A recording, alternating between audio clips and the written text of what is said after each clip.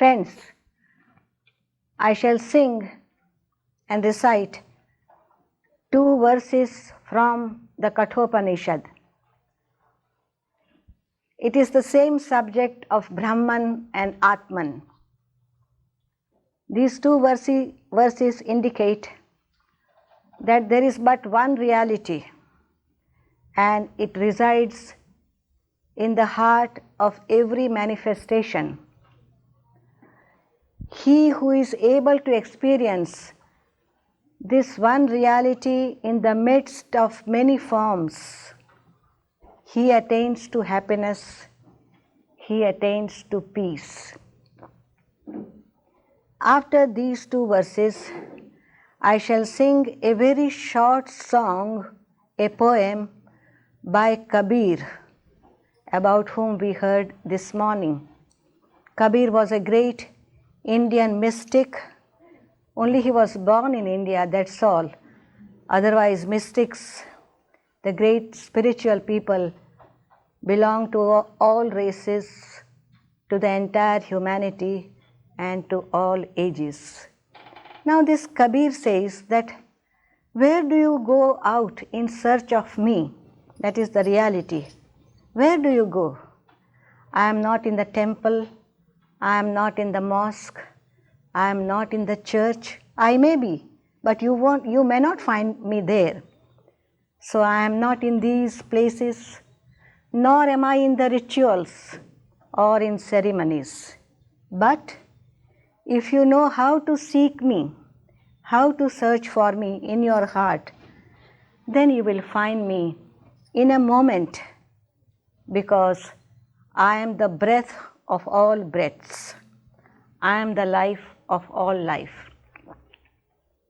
After this short song, I will sing 4 of the great statements, truths of Upanishad.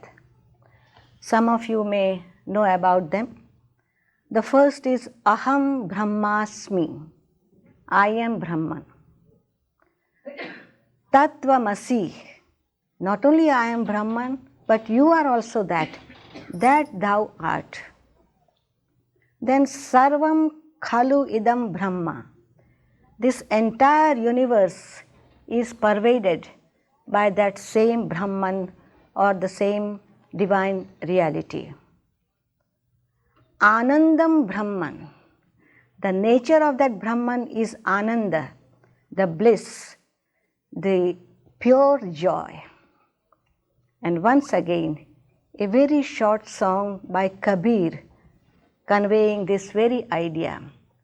Kabir says that the life of a true spirituality is not a life of imitation. It is a spontaneous, natural life. Life becomes only an expression, a vehicle of communication. And Kabir says that I have not gone to any temple, I have not closed my eyes, I have not plugged my ears, but with a smile on my face, I keep my eyes open. I keep the gates of my heart and mind open, and what I see, what I perceive is beauty, it is truth, it is goodness. And I go beyond the pairs of opposite, of pleasure and pain, of happiness and unhappiness, and I experience that supreme bliss. That is the song.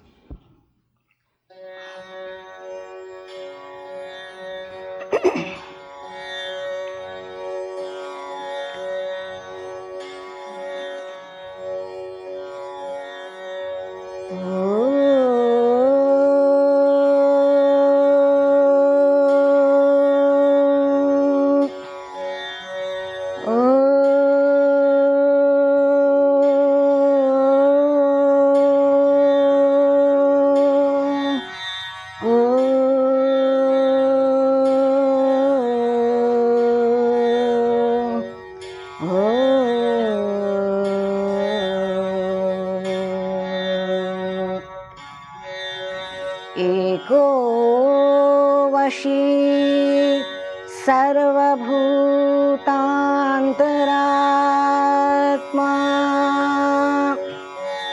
एको वशी सर्वभूतान्तरात्मा एकं रूपं बहुधा यः करोति तमात्मस्थं येनुपश्यन्ति धीराः तेषां सुखं शाश्वतं नेतरेषाम् नित्यो नित्यानां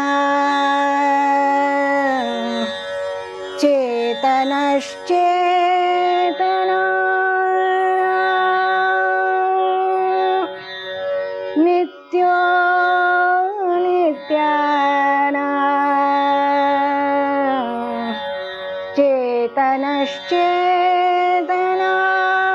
चेतनश्चेतनानाम् एको बहुनां यो विदधाति कामान् तमात्मस्थं येनुपश्यन्ति धीराः तेषां शान्तिः शाश्वती नेतरेषाम् मोको कहाँ ढूंढे बंदे मोको कहाँ ढूंढे बंदे मैं तो तेरे पास में हे मोको कहाँ ढूंढे बंदे मैं तो तेरे पास में हे मोको कहाँ ढूंढे बंदे ना मैं देवल ना मैं मस्जिद ना मैं देवल ना मैं मस्जिद ना काबे कैलाश में ना तो कौन क्रिया कर्म में ना तो कौन क्रिया कर्म में नहीं योग विराग में नहीं योग विराग में हे मोको कहाँ ढूंढे बंदे खोजी हो या तो तुरंत मिली हो खोजी हो या तो तुरंत मिली हो पल भर की तलाश में कहे कबीरा सुनो भाई साधो कहे कबीरा सुनो भाई साधो सब सांसों की सांस में सब सांसों की सांस में हे मोको कहाँ ढूंढे बंदे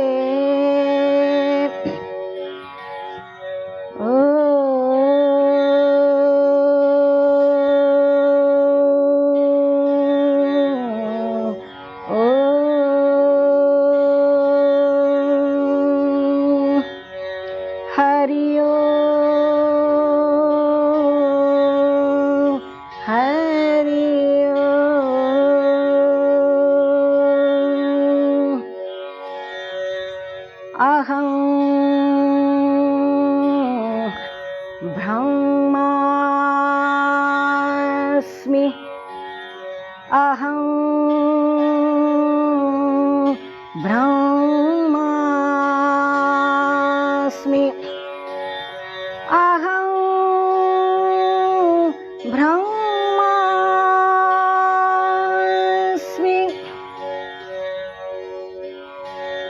तत्त्वमसि तत्त्वमसि तत्त्वमसि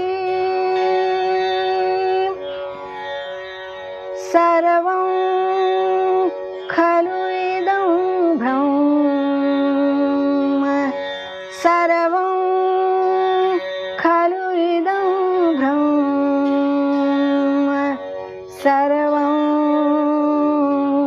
खलु इदं ब्रह्म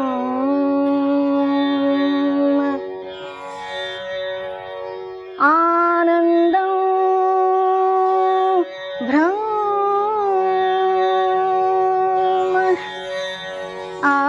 आनन्दं ब्रह्म आनन्दं ब्रह्म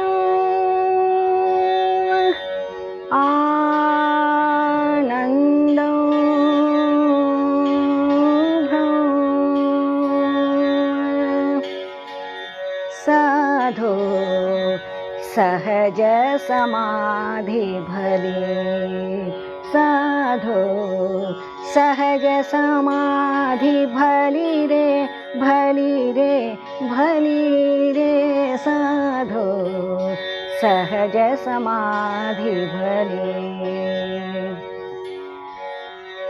आँख न मूंदूं कान न रूंधूं आँख न मूंदूं कान न रूंधूं काया कष्ट न धारूं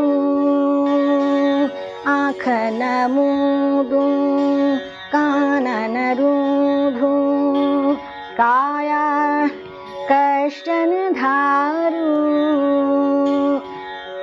खुले नैन मैं हंस हंस देखूं खुले नैन मैं हंस हंस देखूं सुंदर रूप निहारूं खुले नैन मैं हंस हंस देखूं सुंदर रूप निहारूं साधो सहज समाधि भली साधो सहज समाधि भली रे भली रे भली रे साधो सहज समाधि भली कहूँ सोना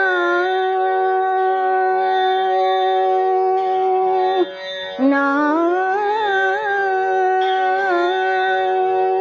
कहूँ सो नाम सुनूं सो सुमिरन कहूँ सो नाम सुनूं सो सुमिरन जो कछु करूँ सो पूजा कहूँ सो नाम सुनूं सो सुमिरन जो कछु करूँ सो पूजा गिरह उद्यान एक सम देखूं गिरह उद्यान एक सम देखूं भाव मिटाऊं दूजा एक समान सकल में सकल समान ताही कबीरा समान बूझ में कबीरा समान बूझ में जहाँ दूसर नाही साधो सहज समाधि भली साधो सहज समाधि भली रे भली रे साधो सहज समाधि भली। कहे कबीर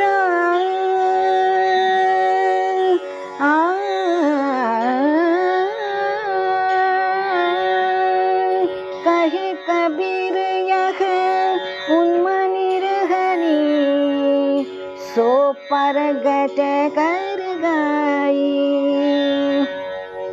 सुख दुख की एक परे परम सुख, सुख दुख की एक परे परम सुख, तेहि में रहा समाई।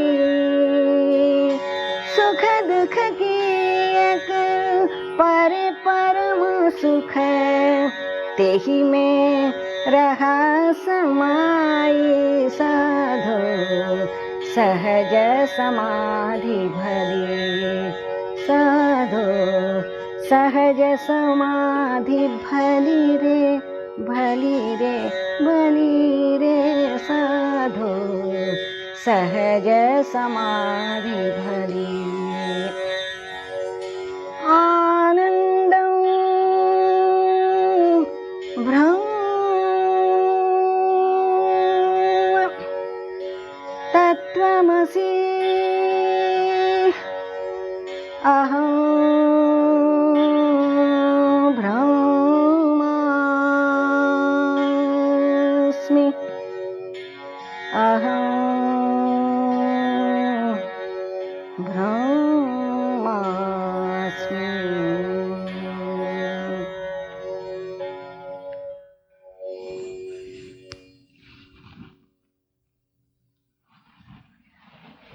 Friends, we will continue with our discussion of the subject with which we started this morning, namely the way of the Upanishads. But I mentioned this morning in the very beginning that we are examining two aspects of this subject. First, what is the way of the Upanishads? And the second is, how is one to tread on that path indicated by the Upanishads? We have seen very briefly this morning as to the nature of the way which the Upanishads discloses before us. We are going to examine now that if that is the way, what do the Upanishads tell us with regard to the practical aspect, namely how to walk on that path in the midst of the daily problems and complexities of life. After my lecture this morning, and even after the end of the questions and answers session, somebody put a very interesting question to me.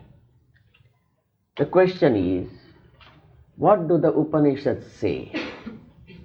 Is man free to shape his future, or is the future of man predetermined?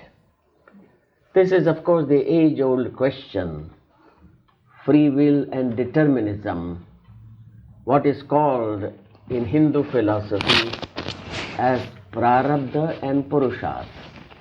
Prarabdha means that which is determined, predetermined, and purushartha is the free will of the human individual. Is man free or is he determined? This is a question, as I said, which has been discussed for centuries and centuries, and that is the question which arises in the minds of most of us. Am I free to shape my future, or am I not free? It doesn't seem that I am free, because there arise many, many things for which I have never planned. They come, and when they come with such an impact that my whole movement has to be reorganized, because I cannot move along the path along which I wanted to move. Is man free or is he not free? As I said this morning, our mind functions somewhat in the binary fashion of the computer. The computer functions on a binary process, yes or no. And therefore we want to know, please tell us whether we are free or we are not free. We want a specific answer. And if supposing somebody says you are both free and not free, then it is something which we are not prepared to accept. We say this is meaningless. But this is exactly the fact. We are free and yet not free. In the Bhagavad Gita, which belongs to the same tradition as the tradition of the Upanishads, because if you turn to the last chapter of each, at the end of the chapter of the Bhagavad Gita is 18 chapters. If you turn to the end of each chapter, then the Bhagavad Gita says this is the chapter which is a part of the Upanishad. And I have given that part which forms integral part of the Upanishad itself. And thus, as I said, the Bhagavad Gita belongs to the tradition of the Upanishads. In the Bhagavad Gita, at one place there is a verse, Navinandati nadveshti tasya pragna pratishtita. It says that he who neither justifies nor condemns, he who neither accepts nor rejects, it is that individual whose mind is at peace, his mind is quiet, he is in a position to make the choice because his mind is not agitated. But this is our difficulty. If I don't accept, then surely I reject. If I don't reject, then I accept. How can this statement, neither acceptance or rejection, be true? Because, as I said, the mind functions on the basis of this or that. The mind knows only the relative process, this and the negation of this or the affirmation of this. This is the only process by which our thinking goes. But here is a statement that if you can meet life situations, neither accepting nor rejecting. Remember, this doesn't mean that I don't do anything. Here the Bhagavad Gita speaks about the right starting point, the first button of our quote, the right starting point, that if ever I am confused as to what I should do in the situations of life, then the Bhagavad Gita says, come to the right starting point. And the right starting point is that where the mind neither accepts nor rejects. Then in that split second it may be, or it may be a longer duration, it does not matter. But it is there and there only that right starting point comes, and then we can move along the point which we have been able to select. Neither acceptance nor rejection. In the Upanishads, one of the famous Upanishads, the Ishavasya Upanishad, it is said that life has given you something. Do not covet other people's possessions, what other people have and I do not have. This verse of the Upanishad says, life has given you something, look at it. But what does look at it mean? Look at it without justification or condemnation. Look at it without acceptance or rejection. Just look what life has given. And the verse of the Upanishad says, if you organize your life along this particular point, then you can live very well for 100 years. You will have no difficulty for living for 100 years. Because you will be free from tensions and stresses and strains, no frustrations. You will be able to lead your life very, very easily, provided you can come to that point. The Upanishad doesn't say that submit to what life gives you. It is not a gospel of submission. It is a gospel of right action. not submitting to what life gives, but looking at it. Because it is only when I look at it, and looking at it without any process of justification or condemnation, without any interpretation of the mind, not mind saying this is right or this is not right, just to see, then the Upanishad says, if you can do that, if again and again you can come to that point, because we miss that point in the complexities of life, and the Upanishad says, if you can come again and again to that point, and organize your life on that basis, then the Upanishad assures us that we can easily live for 100 years. What does this mean? Is man free or is man not free? Can I freely organize my future, or is my future preordained? Both must be accepted. When I choose a path, I say I want to go along this way. I want to go along the way which, for example, takes me to New York. I can choose that path. Nobody has asked me to choose that path. I can choose that path. But if I choose that path, go along the road which takes me to New York, then I must accept whatever comes on that road. I can't say, no, this thing must not come, this thing must not come, this thing. Then you choose another path. But once you have chosen the path, that you want to move along that path, then you must accept whatever comes on that path. I am free to choose, but I am not free to decide as to whether this thing should come or this thing should not come. When I move along that path, there may be slum areas, there may be poor localities, there may be palaces, there may be parks, there may be rivers, or there may not be any of these things. You can't say that I must have this and I must not have that. Then life says, don't select this path, select another path. But here the question of questions is, are we really free to make our choice? Are we free? Because if we first of all decide that we are free, then we can settle this question. All right, I'll accept, because I have made a free choice, and therefore I will accept whatever comes on this path. I am determined, and yet I am free. Free will and determinism both seem to be going together. I am free to choose, but having chosen, I must accept whatever life gives me on that particular path. We want to find out whether we are really free to choose or not. How do we choose?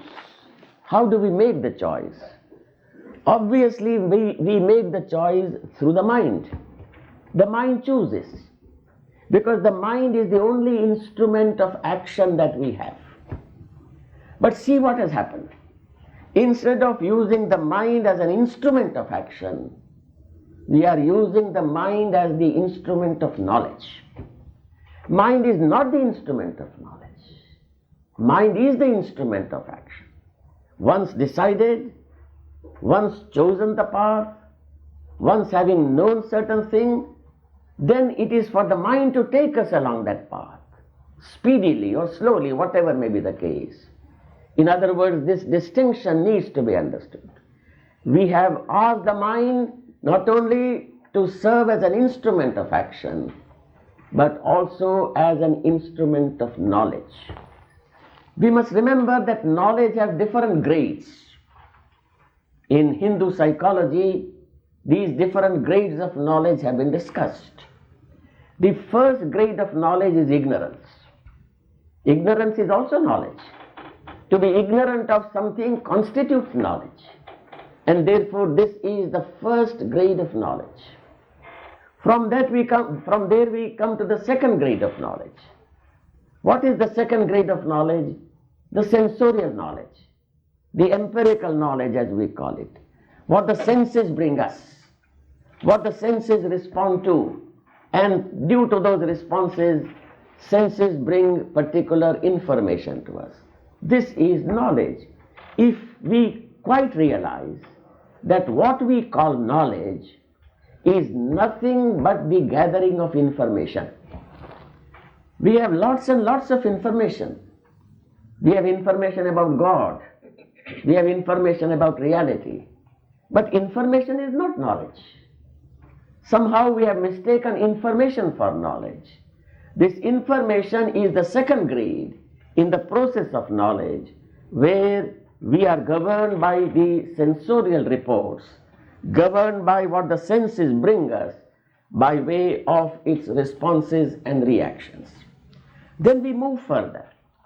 And as we move further, we come to specialized knowledge. What the Hindu psychology calls Vijnana. Vijnana is a specialized knowledge. We have in these days, in this technological age, much of specialized knowledge. In fact, we take pride in this specialized knowledge. That in our schools, colleges, universities, we are bent upon giving this specialization. It is good, specialization has its place, just as information also has its place. This specialized knowledge, specialization has its place. But after all, what is specialization? If you go into this question, what is specialization? Then perhaps one may agree with one philosopher who says that specialization is knowing more and more about less and less. Specialization is knowing more and more about less and less. That is where we are. We know more and more, but about less and less, because we divide what we want to know, take a little bit of it, and we specialize in it. And so we are great specialists, we are great scholars if you like, but we are specialists about less and less, because the whole of the life is something to which we have not yet been able to bring our understanding. This is the third category of knowledge. There is the ignorance, there is the sensorial knowledge, there is the specialized knowledge, and then what is called pragnana. In Hindu philosophy, what is known as pragnana. Pragnana means direct knowledge. There are, roughly speaking, two varieties of knowledge. Knowledge by ideation, that is all that we have. Knowledge about certain things, that is knowledge by ideation. We have knowledge about many, many things. This can be called knowledge by ideation. But there is another knowledge, knowledge by identity, so that you know that thing by becoming that thing. This is the type of knowledge about which the Upanishads have spoken. In one of the Upanishads it says, Brahmavid Brahmaiva Bhavati. The knower of the Brahman has become Brahman. He is no longer examining something from outside, he has become Brahman. The knower of something has become that thing. This is what is called knowledge by identity. And the Upanishads are concerned with this knowledge by identity, because that alone is knowledge. It is not knowledge about that thing, but knowing that thing by becoming that thing, so that there is no duality between the knower and the known. The duality of the knower and the known is completely eliminated. There is just pure knowledge, neither the knower nor the known, but the pure knowledge, the right perception about which we were speaking this morning. There is an Upanishad which is called the Keno Upanishad. Keno Upanishad is one of the major Upanishads. In that Upanishad, the pupil says to the teacher, Sir, I am not interested in knowing how things happen. How things happen is the subject matter of science. He says, I am not interested to know how things happen. He says, I am not even interested to know why things happen in a particular manner. Just as how is the subject of science, why is the subject of philosophy. He says, I am not interested in either how or why. But what I am interested in is, what is that? If you say it is nature, what is nature? If you say God, then what is God? If you say life, what is life? I want to know that. I do not want to know merely how and why. What? That is the meaning of Kena. In the beginning, the teacher replies to this question by saying, what you want to know can be stated thus. It is the ear of the ear.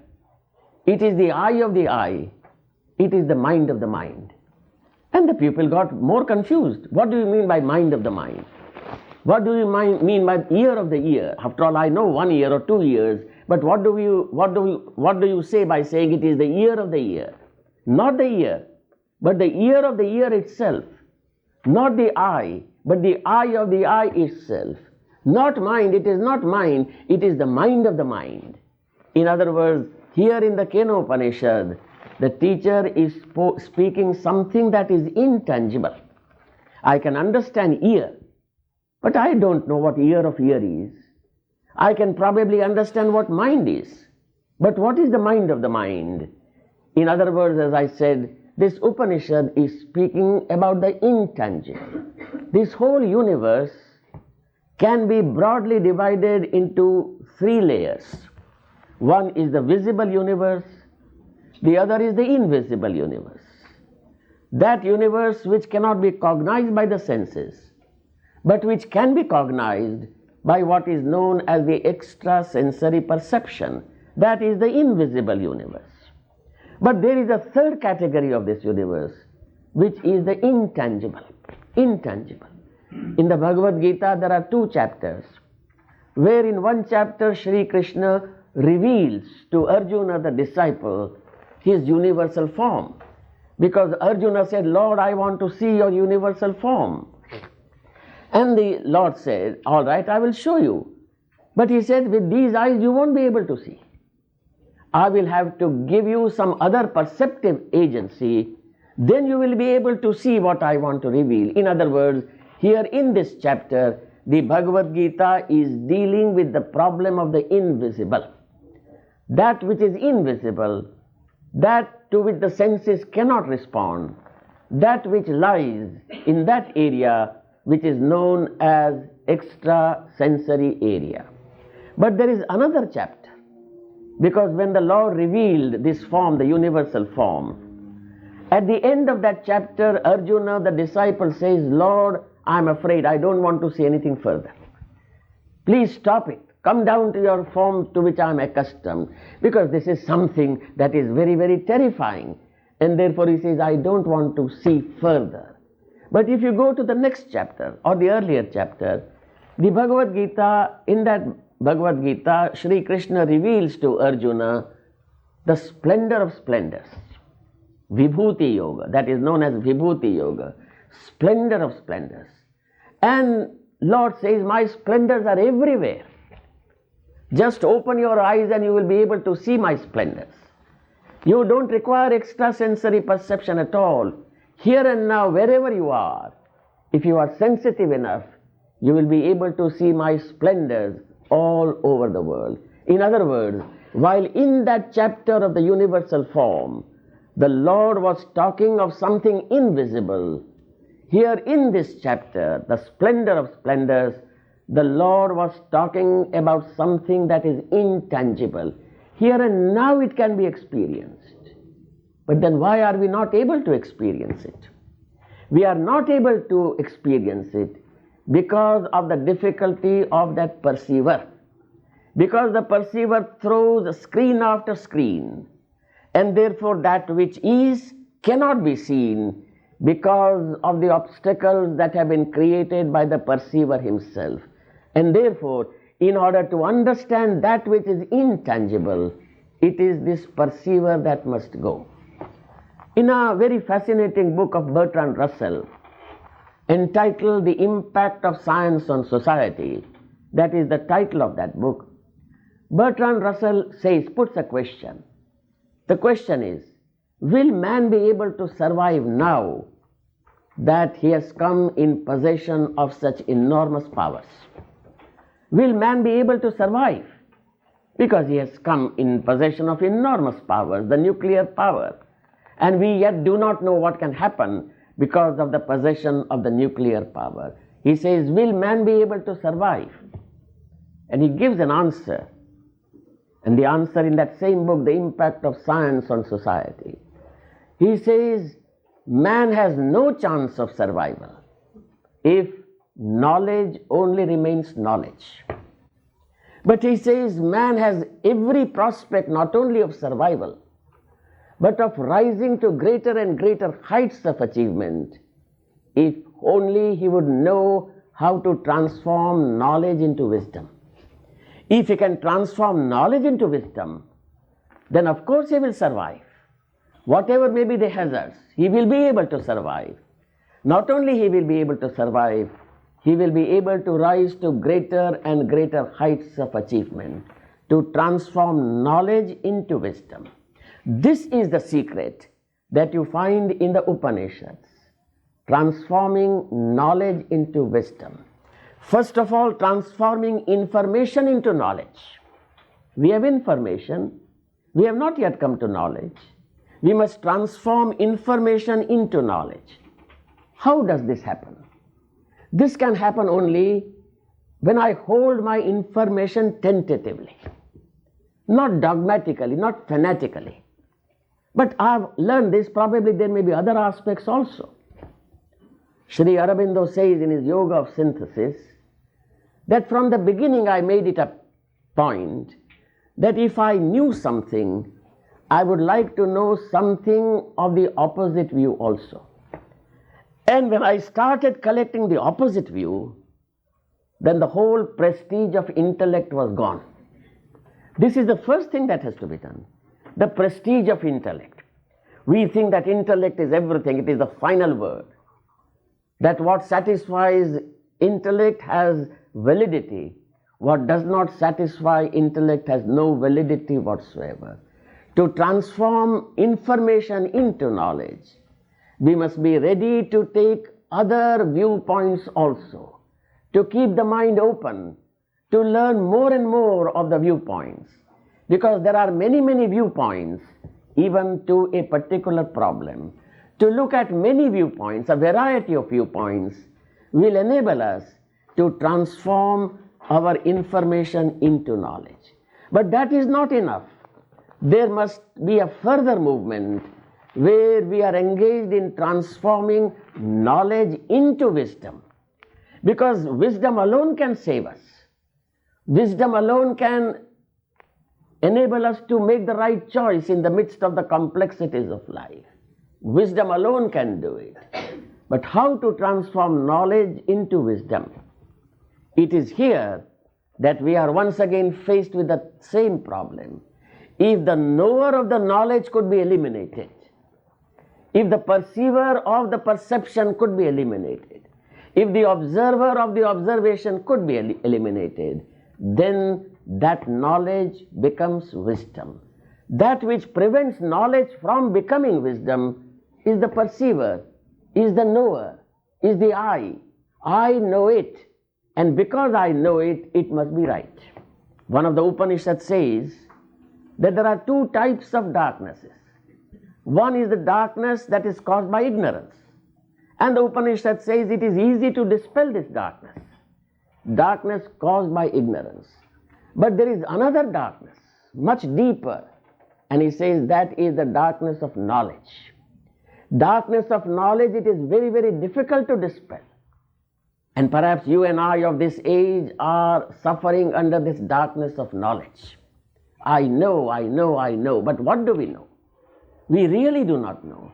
If we can examine into this content of knowledge, not only the content of knowledge, but the process of knowledge. By which process have I come to this knowledge? If I can go into this question, because it is the process that matters. It is not thought that matters. It is not conclusion that matters. What matters is the process by which we have come to that conclusion.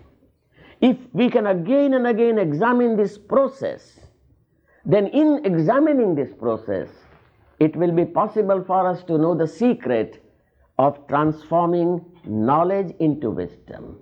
Theosophy does not speak of divine knowledge. It speaks of divine wisdom. It's not knowledge, it is wisdom. In other words, it is that knowledge from where knower has been eliminated. The perceiver has been eliminated, and that is why that knowledge has transformed itself into wisdom. And I suggest This is the way which has been shown to us by the Upanishads.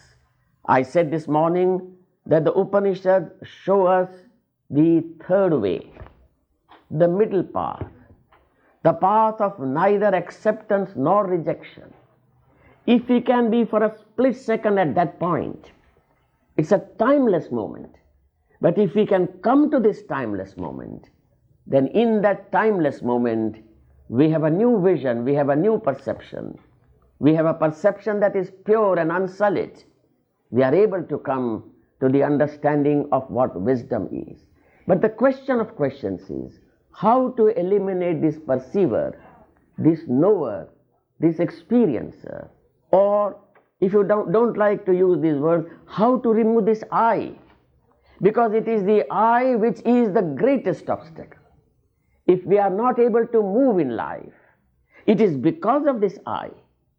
But this I is something which has been manufactured in the process of time, through acceptances, through rejections, through attachments, through repulsions. We have brought into existence an entity which we call the I, or the entity which we call the ego.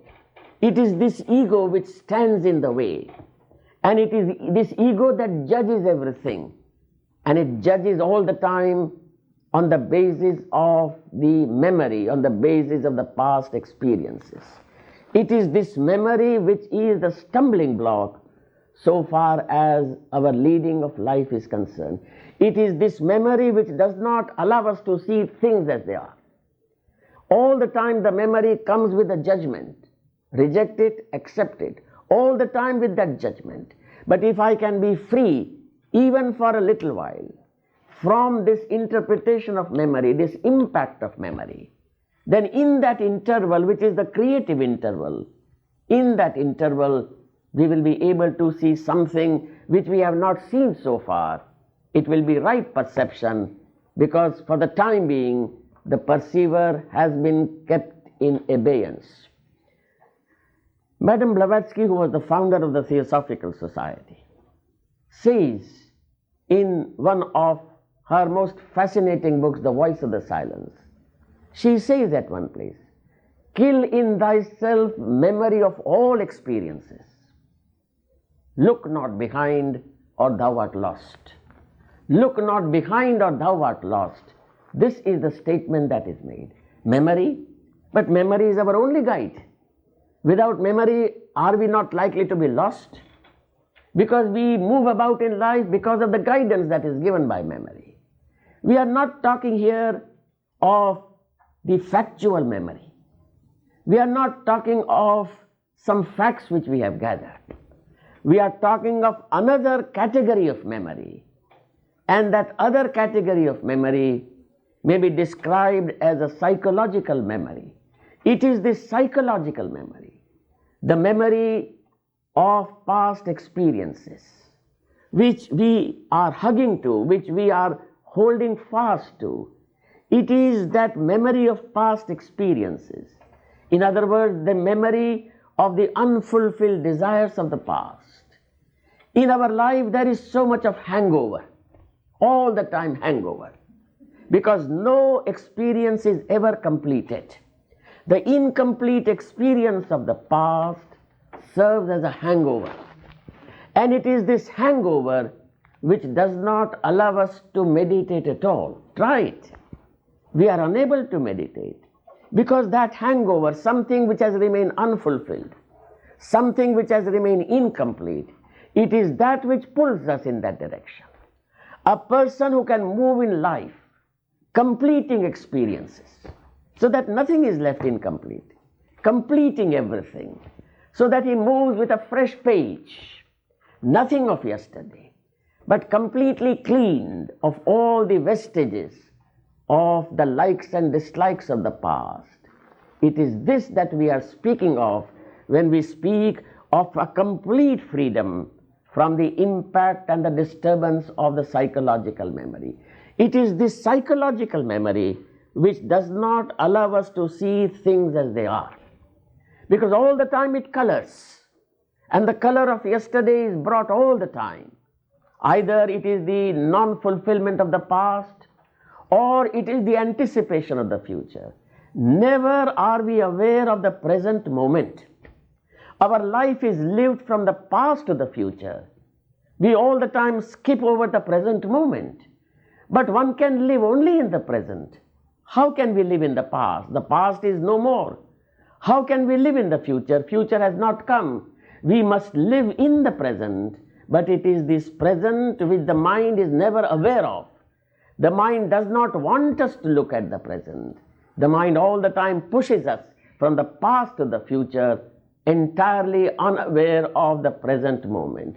It is only in the present moment that it is possible for us to understand what life is, what living is. It is in the present moment that we can look at life without justification and condemnation. Just look at life as it is. Is life determined or is life not determined? Today, modern physics is moving more and more in the direction of indeterminacy. Starting from Heisenberg's principle of indeterminacy, the principle of uncertainty, modern physics is moving more and more in the direction of indeterminacy. Indeterminacy means that in life there are things which are unpredictable. There are things which are predictable, but there are things which are unpredictable. You cannot predict about it. When the discussion was going on in Einstein's time, and Einstein stated again and again that the speed of light is constant, that nothing in the universe can move with a speed greater than the speed of light. But the discussion was going on, and there is the famous Bell's theorem in physics. The Bell's theorem says, no, it is possible to see speed moving faster than the speed of light.